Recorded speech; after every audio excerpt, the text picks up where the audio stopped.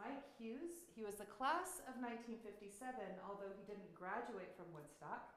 He was here in 1946 and 47 in second standard.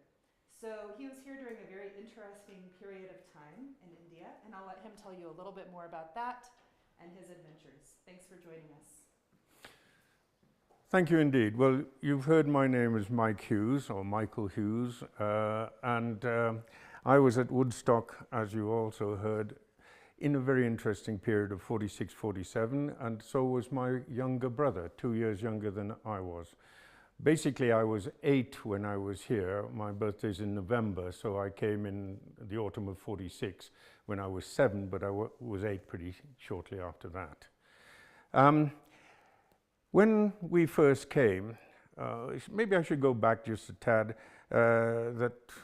my parents had been in India for quite some time. I was born in India, and so was my brother. My father was from Lancashire and therefore worked in cotton. And guess what? India, I think, has a bit of cotton. So he found work over here.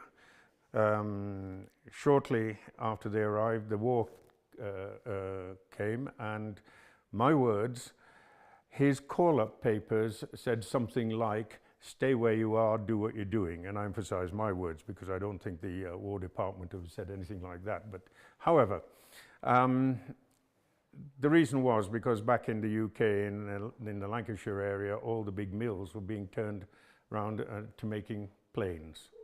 So enough about non-India, let's get to India. Here I was, and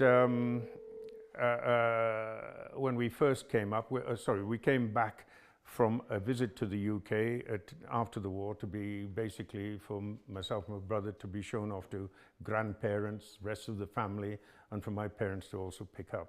So when we came back, I don't know how they chose Woodstock, but the school we came to was Woodstock. They brought us up here initially, and it was basically in those days a train from Bombay, as I knew it.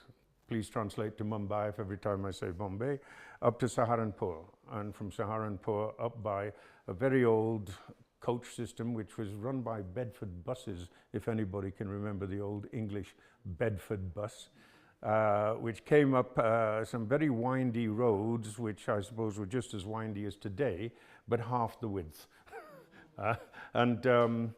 Yep, we came up, and at that time we stayed in one of, my recollection, 3 hotels. There was the big white one, which is now the Savoy, which is where I am at the moment. There was Mrs. Foster's. I understand that Mrs. Foster had some sort of connection with the families in the area, but I'm not quite clear what. But she ran what I'd call a boutique hotel. It's only 2 floors high, covered in corrugated iron. So when it rained, you knew. From there, we were brought along to Woodstock, and I don't know about formalities, but there we started.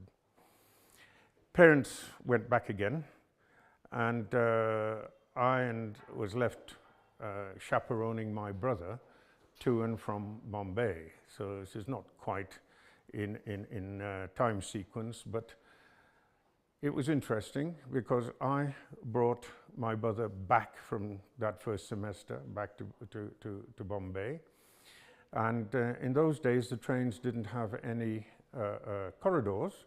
The compartments were the width of the train, so you could get out whichever side the platform was on, and inside you had seating arrangements for about 3 or 4 people, and above, I don't know if you know, fold down platforms where you could sleep, the rest of them. And we had a wash basin and loo in there. All a bit, let's say, primitive. For instance, the loo, for anybody who's interested, you could watch the track roll by underneath. Anyhow, and it was a 2-day, 2-night journey. For instance, we started halfway through one day, first night, all of the second day, next night, and then arrived at the other end, whichever end we were doing. eating, what do you call it, kadabi or something like that, where you hold your breath and try and get the other side, yeah. Okay, so I'm sorry, 76 years ago is a long time, so if I'm slightly off, do let me know. So the next thing was that I was playing marbles with a couple of other guys, and we sort of got bored and said, can't we do something else? And so, yeah, we decided we could do something else. Well, now around the dormitory block, there's a big fence above the cud on all sides, and so there you could walk off the edge, you know, not a problem. And so we decided that we could put our expertise to hunting bear, because I don't know how much bear is left around here, but the Himalayan black and the Himalayan brown were kicking about, and every time we walked from the dorm up to here, we didn't say hello, but because they kept hidden, but they were around. So we set off. We found some rope, about thick as my little finger, a decent length of it, and I'm sorry to say, but I went and, well, let's use the word, stole a loaf of bread from the canteen. The rope was for trapping the bear, and the bread was for the bait. And so we wandered around all day and never saw anything. But not to be outdone, we found a nice open area with a tree which actually usefully had a horizontal branch that was not too high off the floor. In other words, an 8-year-old could reach it. So we put a running noose on the floor, the bread in the middle, and tied the tail of the rope up to the tree, and went back to the dorm. Spent the next week coming to classes, forgot all about it, playing marbles the following weekend, and one of the other guys came and says, do you think we might have caught a bear? Oh my God, yes. Well, off we went to have a hunt. We had. Yes.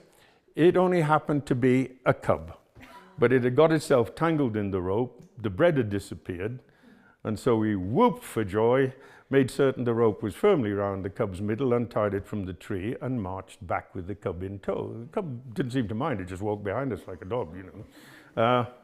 And we got back, and as soon as we got back to the playground, we were immediately surrounded by the rest of the folk.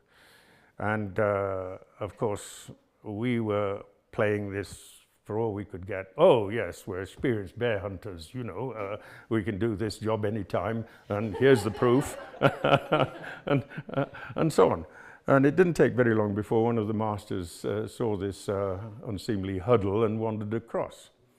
And my recollection is, some might challenge it, that I happened to be holding the end of the rope at the time, came in and said, what's this, what's happening? Oh, we've caught a bear. Oh, what are you going to do with it? Oh, we're going to keep it. And said, yeah, well, how are you going to feed it? Well, we hadn't thought of that one. And basically he said, I think there's somebody else might want the cub, you know. Who? Have you thought about Mum? No. Hadn't thought about Mum at all. And said, oh, she'll probably follow a trail, and me, since I'm holding the rope, you'll be the first, you know.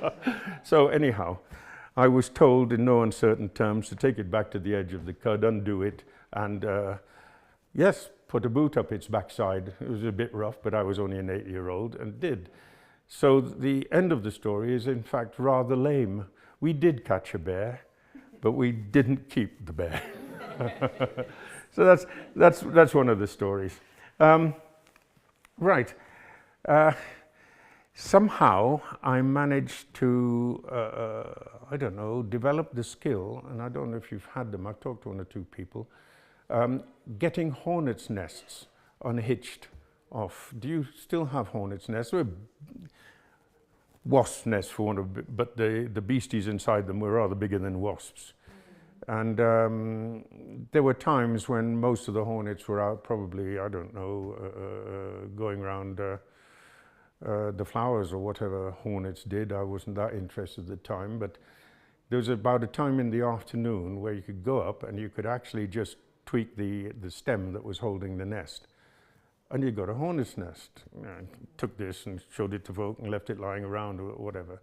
But on the particular occasion, I decided I'd bring the hornet's nest back to class because we had a natural history cabinet and there was no hornet's nest in the cabinet.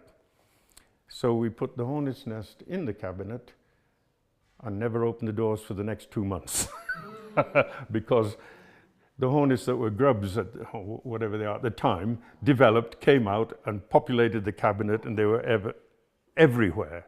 And nobody dared open that cabinet, not without a long piece of string from outside the door, but we never did. So, another escapade. Did you hear the hornets inside that cabinet? Oh, yeah. They were buzzing around. I'm afraid it didn't do the hornets much good because they couldn't get any food or anything. So it was about 2 months when most of them had keeled over that we did manage to extricate the nest. So, yeah. Let's see. Yes, we once came across a yellow dog. This happened to be in the dormitory that was at the far end. I gather staff are now in that part of the dorm building. It was on the first floor, and it was a very warm night in the middle of the summer. And we had the main doors to the dormitory open because it wasn't encased. There wasn't any glass outside the veranda. It was just the veranda dorm. And I can remember we had a couple of windows in there, and everything was normal. Fast asleep, and then there was this almighty scream from about 2 beds away. I think there were 6 or 8 of us in the dorm at the time. As I just talking to somebody, not in bunk beds or anything like that. I think we were sleeping on charpoys at the time. Yeah, okay, so that was it. He said, I was asleep, and then all of a sudden there was this thing licking my face, he said. I thought, you were damn lucky it only licked your face. Yeah. So there you go. How's that for an escapade? Yeah. Let's go on to the next one. A view of the war on the plain. As you well know, the wars of partition are happening all around. And well, we had a good view. I mean, we can see the dune burning, as it were, and smoke everywhere and so on. And it did get close to us. Inside the school, we didn't feel anything, you know, apart from just seeing it. But I'm sorry to say that my gym master at the time was murdered not far from the school gates, or probably in the middle of Missouri, but there you go. And I didn't make any particular note of what religion people were, but I think he must have been a Muslim. Looking back, I think he probably was a Muslim, so he'd been caught somewhere. And talking about trains, I'll come back to trains in a minute, or perhaps I could do that now, is that when we were going back, when I was escorting my brother back on my own, there were marauding gangs of one side or another. It climbed on the trains and actually went through killing people. And this particular train, I remember, had a corridor and they could come run through. And I was asked to chaperone a Muslim boy from here down to Bombay. And we were, seriously schooled in changing his name. I can't remember what to, but I knew him normally.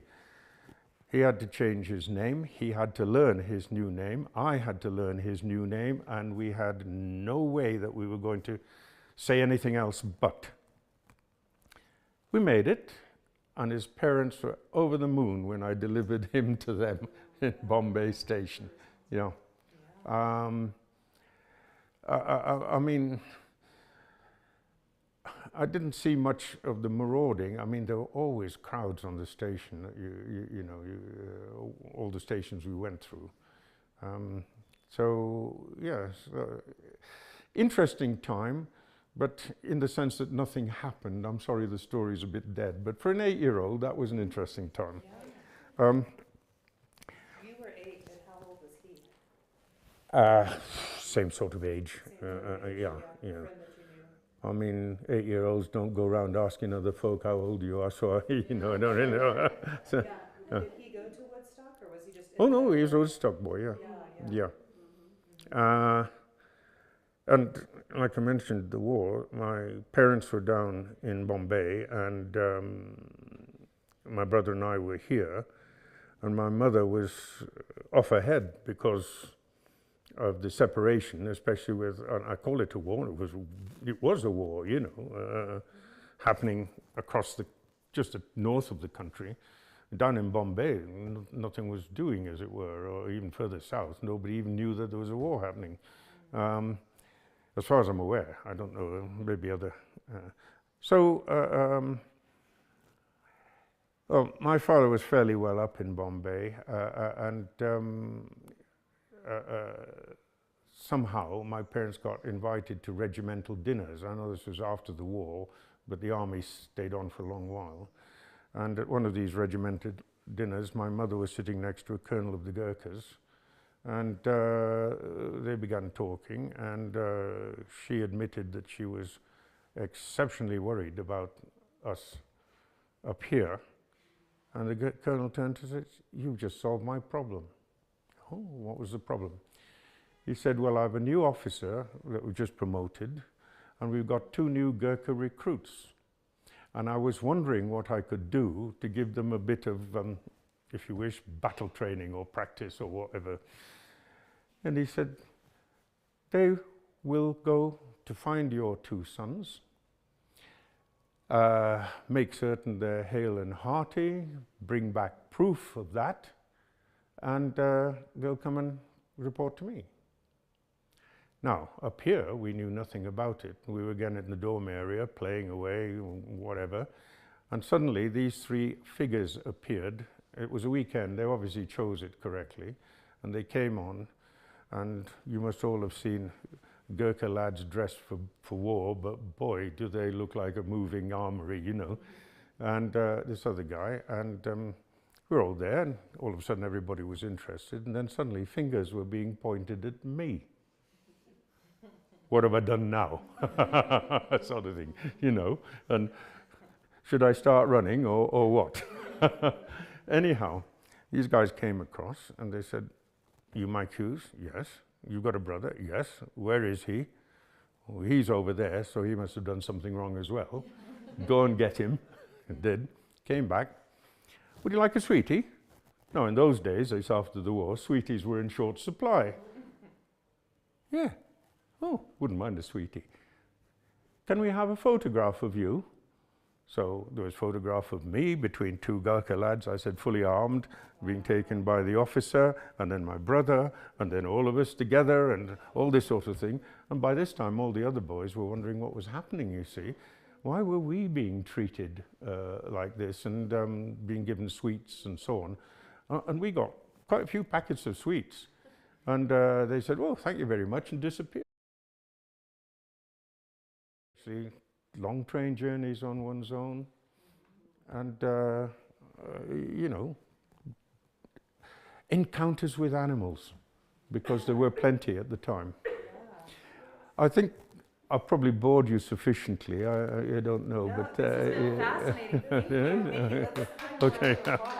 Thank you. Thank you. That's, any questions? Yes. Yeah, any questions? The length of time that you were here, and at such a young age, how do you explain and account for the effect that it had on your life? Sorry, how did I, what? Well, just as young as you were, and for the I'm ancient, I'm going a bit deaf. as young as you were when you were here, Yes. and for the fairly short time period. Yes. How do you account for the effect it's had on your life, and I mean, even remembering these things from so long ago? Amazing memories. Capital of Gujarat. The airfield was a grass strip with a Nissen hut. Do you know what I mean by a Nissen hut? That's one of these corrugated sheds that were sort of semicircular, and that held the air control and all the rest of it. And about the only planes that landed were Dakotas at the time. And well, Yeah, another very interesting thing. The expats knew each other because it was mainly expats that were running the place at the time. And one of the expats was the manager of the local power station. And it was great because the family went across there to swim in the cooling tower ponds, which of course were nice and warm. And we spent quite a bit of time, and I could swim before I could walk. But he had his problems with keeping the place running, and they were called crocodiles.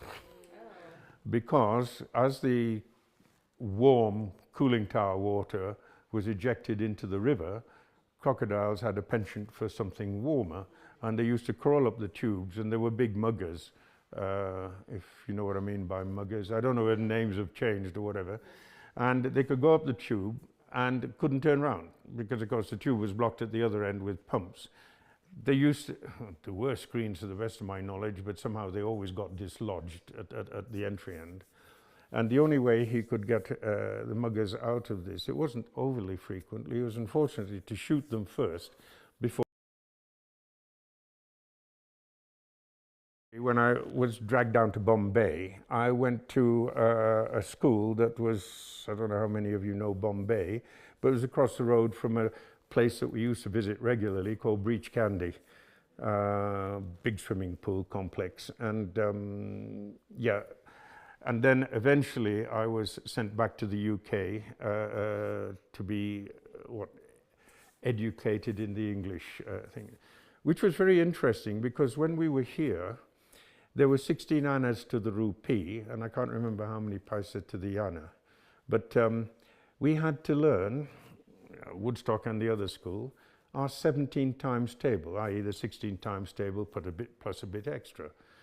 And when I went back to the UK, no, there were only 12 pennies to the shilling, and I was well ahead on times tables and things of that nature. But yeah, I eventually went to university at Imperial College. I don't know if you know Imperial, and graduated in electrical and electronics. Well, life was very interesting there because it was right in the middle of London, and I don't know, how many of you seen old films? Do you remember an actress called Diana Dawes, for instance? I don't know. A flame of the 50s and 60s. Well, I was just walking up because Kensington, where the college is, was an area where they used to use for a lot of backgrounds for films and things.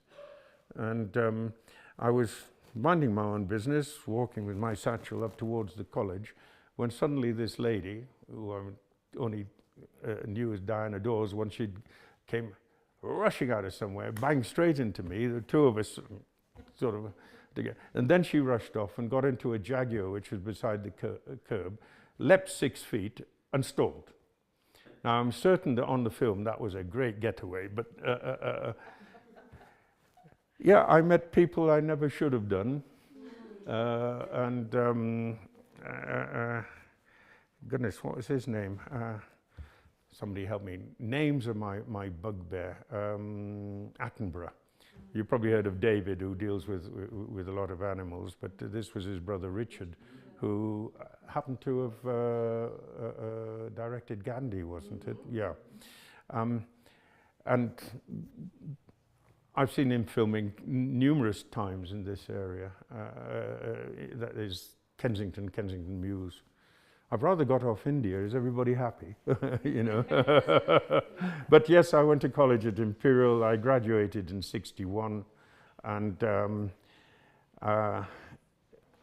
yes, unfortunately, well, I worked in the electronic and electrical industry for some while, and one of the early things was that I was one of a group that was got together because in the mid-60s, the government asked various big companies to form consortia to develop and build nuclear power stations. And I was a group of 4 of us who were supposed to have a great knowledge of motor control systems. And we were asked, please, will you develop the control systems for preventing a nuclear power station from going bang? In other words, it had to lift and lower the moderating rods and so on to prevent overheating and reaction. And I enjoyed that no end. And I think I'm probably going beyond folk now, am I? But the idea was, in developing this, that I think we were one of the first in the UK, if not anywhere else, to develop what is now called a digital amplifier. In those days, we didn't call it that because the name hadn't been invented. But it was an amplifier which, if any single component in it failed, and we only took two failure modes, short circuit or open circuit, the amplifier would react in a certain manner. And so we would know whether it was good or not, because every parameter had 3 transducers looking at that parameter and 3 amplifiers, their own amplifiers behind them. And these amplifiers were within the wall. And so going to maintain them or do anything, if you spent too much time, you came out glowing green or something like that. I don't know, but yeah. And so we did that, and we were asked, please, can you give us a lifetime for these systems? And the answer was no, we've just built them. Yes, we've done some pretty good stress testing on them all and so on, and we reckon they'll last for at least a year, which was a normal guarantee period. And we're told, no, you can't just guarantee a nuclear power station for a year, you know. And so we went away in a huddle and we said, no, we've done the job pretty well. And we've got, 3 transducer systems looking for every parameter. And so we said, will 30 years be all right? We hadn't a clue whether they get anywhere near 30 years. So we said 30 years. And believe it or not, about 30 years after they'd been inaugurated, most of these things were being pulled apart. I don't know whether it was us, but I'm certain it wasn't. They must have needed some maintenance. But I was out of the business by then. So yes, I graduated in electronics engineering and didn't stick with it. I ended up in construction. Are you happy for me to go on? Okay. Yes, I was one of the team that built a powdered, heavy-duty powder laundry product. You know, the usual sort of thing that you used to put in washing machines years ago before liquids. And I was married by that time and had 2 sons. We all went to Brussels for 6 months, where we worked on the design of the thing. And the plant was actually built in Cordoba in southern Spain. And so I spent time in Cordoba, which is a very nice little city. We built the plant. And before I went, I had written a small A4 paper, because it said any more than A4 and we won't read it, that I thought that heavy-duty powder laundry products were not the way forward, that we should be looking at liquids, because I'm not a chemist, I'm an engineer. And to make the powder products took an awful lot of engineering plus an awful lot of cash. And to make the liquid ones, we could do that pretty readily. However, they offered me a job in doing this, and I thought going to Spain was a good idea. So we went, spent 3 years in Spain, did it, and unfortunately the plant only lasted 10 years, because by then we were making liquids. But the biggest job I've been on was, have you heard of Glaxo, the pharmaceutical company? Right. Well, I helped build one of their most recent research stations. So by now I'd migrated from designing, plants to manufacture things to building, mainly the construction side. medical research stations, which went through all sorts of bits and pieces. And sorry, I shouldn't have done that. Taking a picture in action. And the job was in fact the second largest in the UK after our half of the Channel Tunnel. So it was in those days nearly £1 billion, which if one sort of, I don't know how much it would be, but it's probably about £5 billion for manufacturing. That's not very big on a construction site nowadays, but yeah, we built it. It was, I always found all of these things very interesting. And they threw me out early because unfortunately we had done the job early and under budget, something that most construction sites don't achieve nowadays. So yeah, they said, thanks for doing the job, don't need you anymore, bye-bye, you know, that was it. So I don't think it was because of me, but yes, it was because of me, because of that. But I wasn't the only one, several of us left at the same time. And although it was a bit early for retirement, I virtually gave in then and retired. So I've been retired, when was this? I worked a little bit afterwards, after that, but I've probably been retired 30 years. So far, so good. Yeah. Good.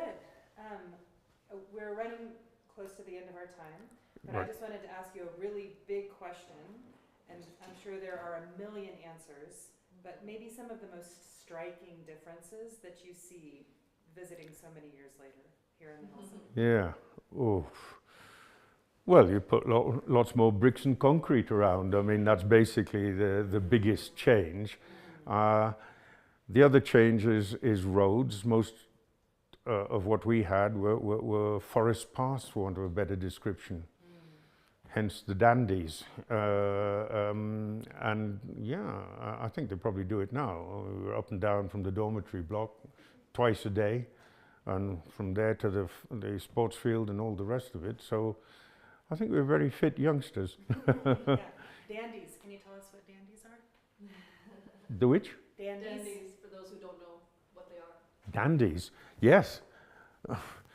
Well, my view, you've got an example behind sorry, what do you call it? In the archives section. But basically, they're a means whereby 4 people will carry one. Roughly speaking, they look like a canoe which is built out of wood and surrounding canvas, with a rope at each end of the canoe.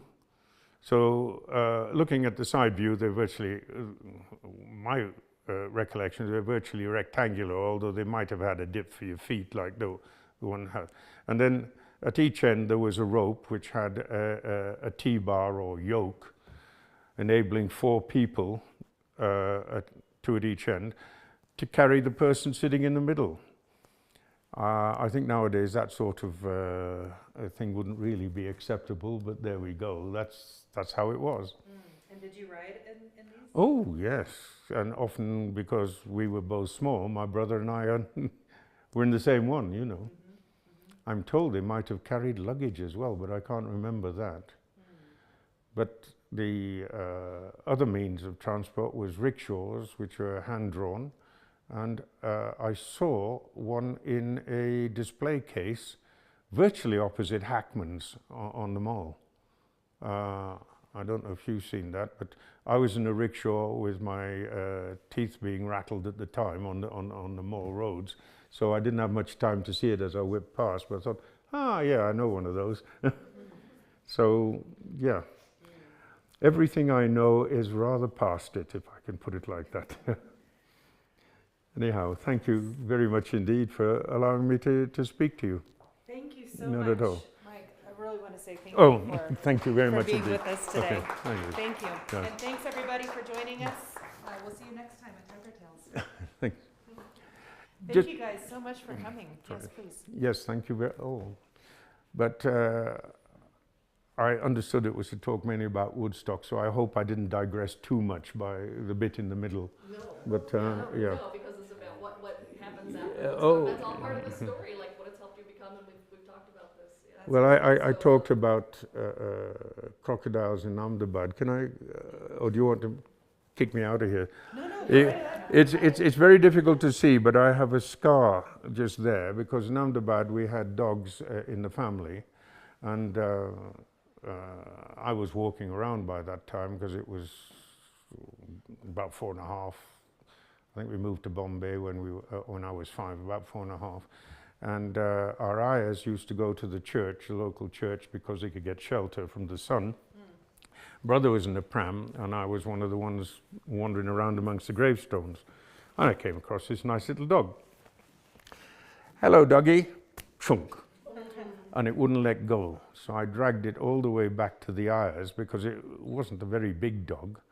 And all they did was get up and run. Oh my God. And, oh. And then the next thing I knew was there was 3 big guys with, I think you call them latties, with sticks. Came, actually beat the dog to death because I didn't know at the time, but they could tell that the dog was rabid. And I have got a scar, very faint though it is after that many years, to prove that it had actually broken the skin. And I think I'm awful lucky to be here. So what with crocodiles in the river, or I was read, do you understand the term the Riot Act? In other words, told not to do it very severely, to go down by the river, else I might have been meat for something else. Goodness, my life, I don't know what I put in my bio, but at 6 months I was given, I contracted dysentery. The doctors had given me up. My mother wasn't going to have it. And I was eventually kept going because all you can do with dysentery is keep somebody going, which means continually pouring stuff in because it pours out naturally. Yeah. And she kept me going on multiply boiled water, diluting Nestle's sweetened condensed milk, the thick sweet stuff. And somehow I managed to pull through on that. Only to unfortunately repeat the process about a year later at 18 months. Oh, wow. But by then she knew what to do. But yeah, I'm sure that was scary for her. yeah. I don't know, I was curious, how much have you engaged with, you're bringing back these language, these words that are used here that were from your youth, how much have you engaged with that since leaving India at that young age? And this trip back, how much is Well, that sparking like new memories that are just linked to language and culture? When I lived here, and of course in Ahmedabad I played with the local boys and girls. In fact, I had a very, very nice girlfriend, I think it was 3. And the only thing I can remember, because I could never get her first name, she was called Baby Karandika. Karandika is obviously surname, but she and I used to play together. Meanwhile, the English girl who lived on the other side of it, I hated the hell out of her. But there you go. And yeah, I can't remember where that was going now, but that was, oh, languages. So I had to learn Gujarati.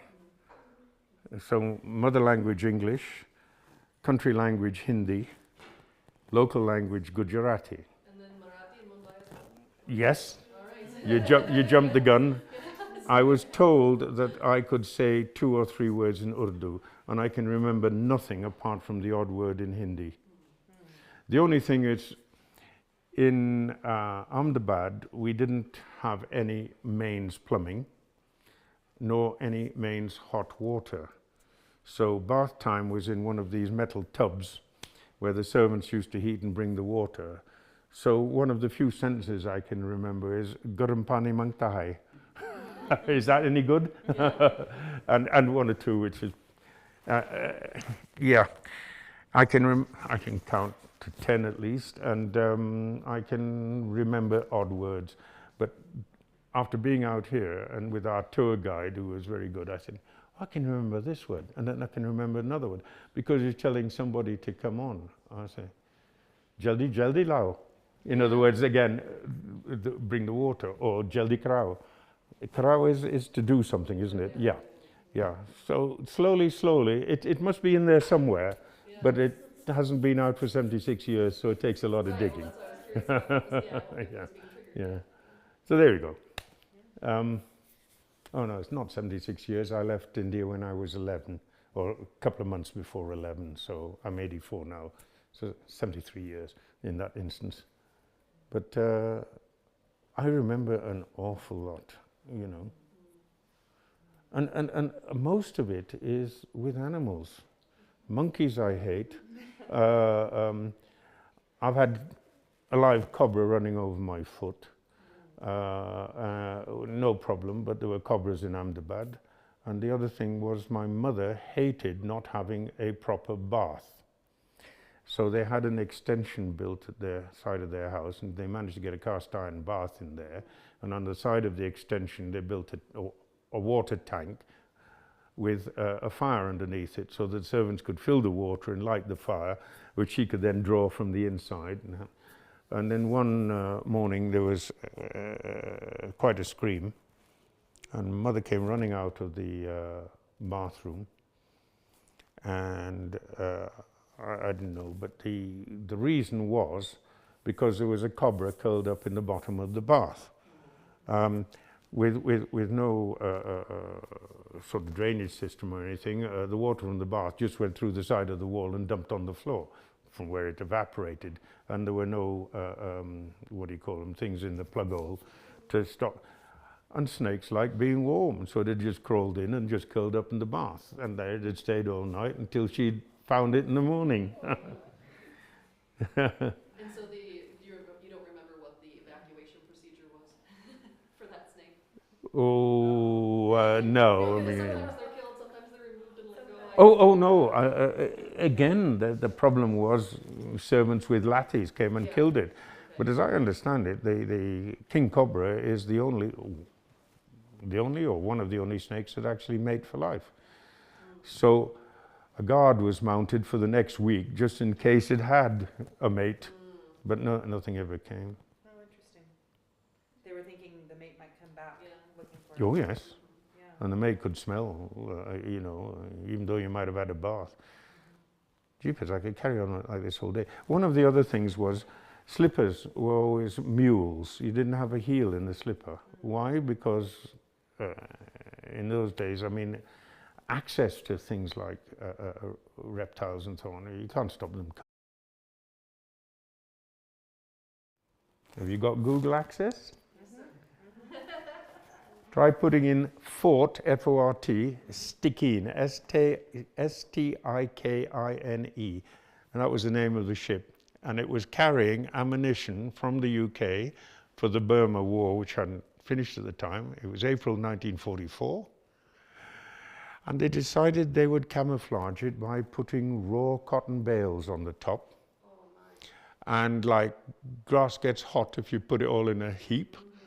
The inside of the bales got to the stage where they burnt through, I don't know, the old boats, I don't know, they had big hatches, which was slightly, like very shallow roofs, and they had planks across, and the tarpaulin across the planks to keep the sea out. And that was normally it. But on top of this, they'd piled all the cotton bales. And the cotton bales had got hot, burnt their way through on the inside. The outside looked okay. And because there were no smoke alarm systems on boats in those days, they didn't know anything until the smoke started coming from the inside. And they had, I don't know where they got in, but I saw the whole thing myself, because it happened at about 4:15 in the afternoon. And in those days, it was the ladies who were at home. Tea was served exactly at 4. So the kids were got out of school at 3:30. And I was at home playing. And all of a sudden, it was a hot day, luckily, and all the doors and windows were open. So the curtains just went horizontal.